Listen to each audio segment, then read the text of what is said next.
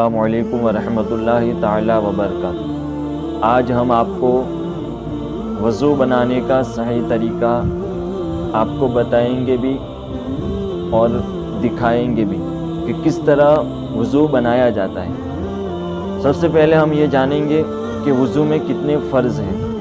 वज़ू में 4 फ़र्ज़ हैं और सुन्नतें 16 हैं। तो हम आपको वज़ू के अंदर बताते हुए चलेंगे कि ये फ़र्ज़ है और ये सुन्नत है। तो स्टार्ट करते हैं। चलो हम वज़ू बनाने का तरीका। हम सबसे पहले वज़ू की नियत करेंगे। उसके बाद बिस्मिल्लाहिर्रहमानिर्रहीम पढ़ के वज़ू शुरू करेंगे।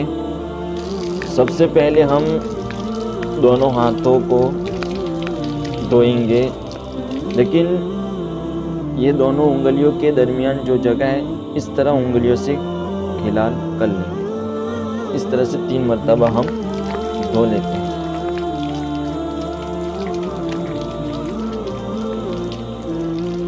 हमने 3 बार हाथ धो लिया है। अब 3 बार हमें कुल्ली करना है। तो हम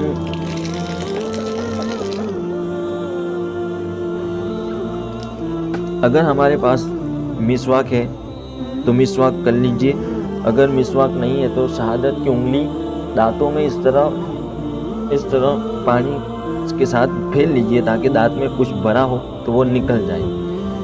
और 3 मरतबा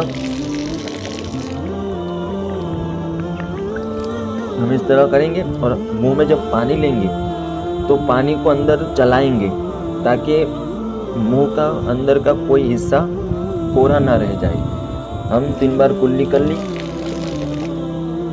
अब 3 बार हम नाक में इस तरह पानी चढ़ाएंगे, इस तरह।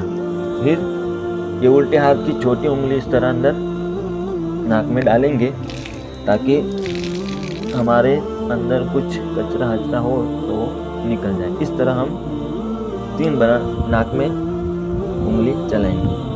उसके बाद हमें पूरा चेहरा धोना है। पानी हम इस तरह से लेंगे और इस तरह से हम पूरा चेहरा धोएंगे। 1 मरतबा धोना फ़र्ज़ है, 3 बार धोना सुन्नत है। ये जो बाल उगने की जगह है यहाँ से थोड़ी के नीचे तक, यहाँ तक, और एक कान की लौ से दूसरी कान की लौ तक पूरा चेहरा धोना फ़र्ज़ है। तो हम आराम से इस तरह से हम डालेंगे ताकि किसी के ऊपर बाजू में पानी के छींटे ना हो।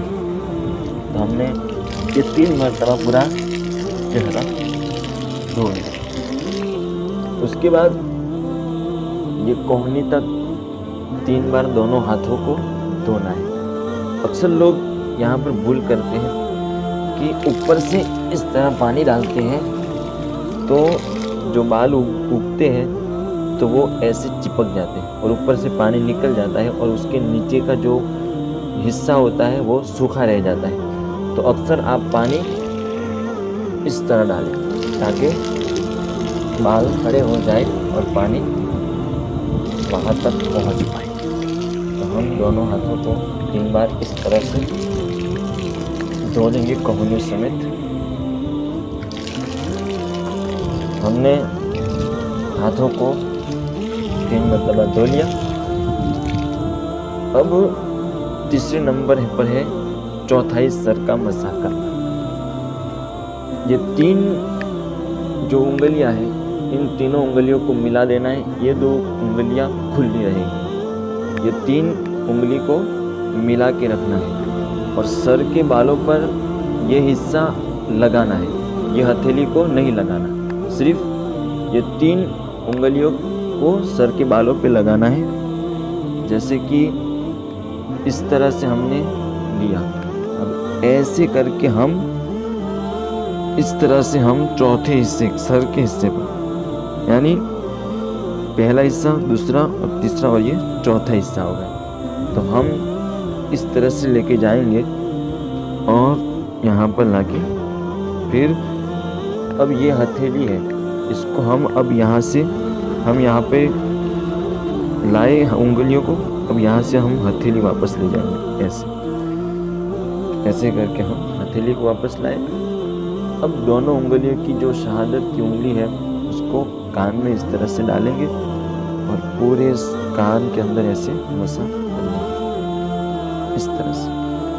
अब जो कान का मसा करते हैं वो अक्सर लोग नीचे से ऊपर ले जाते हैं, लेकिन सही तरीका ऊपर से इस तरह नीचे लाया जाए, इस तरह अंगूठे, दोनों अंगूठों को इस तरह से नीचे लाएंगे। फिर गर्दन का मसा, ये हमारा हाथ है, ये हाथ की पुष्ट को हम गर्दन का मसा करेंगे। पहले सीधे हाथ से इस तरह करेंगे, फिर उल्टे हाथ से हम इस तरह से कर लेंगे। ये हमारा तीसरा ही फर्ज हो गया।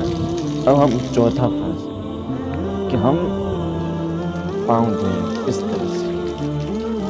तो फिर अक्सर लोग ये गलती करते हैं कि अंदर के हिस्से में ये उंगली नहीं डालते, तो यहाँ पर उंगलियों डालें, तो उंगली के अंदर इस तरह उल्टे हाथ की उंगली इस तरह कर ले, ताकि अंदर दो उंगलियों के दरमियान जो जगह होती है वो सूखी न रह जाए।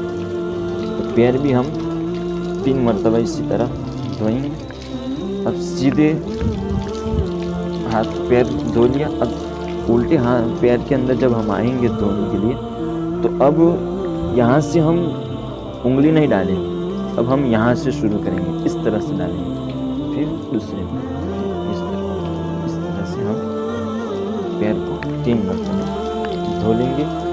ये हमारा पूरा मुकम्मल वुज़ू हो गया है। वुज़ू के बाद की जो दुआ है वो दुआ हम पढ़ लेंगे।